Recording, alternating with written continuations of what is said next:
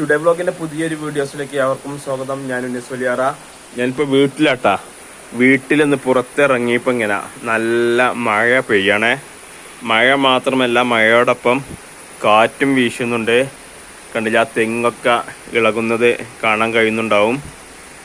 അപ്പോൾ വേനൽക്കാലത്തിന് ഏകദേശം വിട നൽകി മഴക്കാലം വരുന്നതിൻ്റെ സൂചനകളാണ് നമ്മളിപ്പോൾ കണ്ടുകൊണ്ടിരിക്കുന്നത്. ഈ മാസം 27-ാം തീയതിയോടെ കാലവർഷം കേരളത്തിൽ പ്രവേശിക്കുമെന്നുള്ള മുന്നറിയിപ്പുകളൊക്കെ നമ്മൾ കണ്ടതാണ്. എന്നാൽ അതിന് മുന്നോടിയായി തന്നെ മഴ തുടങ്ങിയിട്ടുണ്ട്.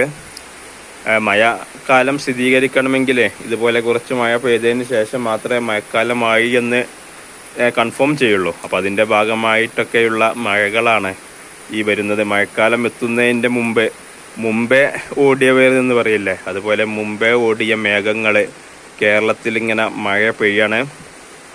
ഇന്ന് ഒരു ഉച്ചയ്ക്ക് ശേഷമാണ് മഴ ഇങ്ങനെ ശക്തമായി തുടരുന്നത്. ഇന്നിങ്ങനെ രാവിലെ ചെറുതായി പെയ്യുന്നുണ്ടെങ്കിലും മൂടിക്കെട്ടലായിരുന്നു കൂടുതലുണ്ടായിരുന്നത്.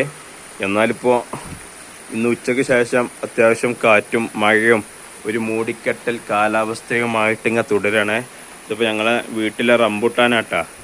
റംബുട്ടാന് മൂപ്പക്കെത്തി പഴുക്കാനായിട്ടുണ്ട്. അപ്പോൾ ഈ മഴ അതിൻ്റെ മധുരത്തെ ബാധിക്കോ എന്നറിയില്ല.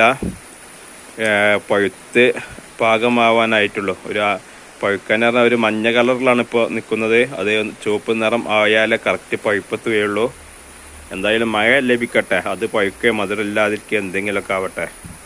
പല ആളുകളും വെള്ളം കിട്ടാതെ ബുദ്ധിമുട്ടി നിൽക്കുന്ന ഒരു സമയത്ത് ഇതുപോലുള്ള മഴകളെ നമുക്ക് അനുഗ്രഹം തന്നെയാണ്. എന്നാൽ ശരി.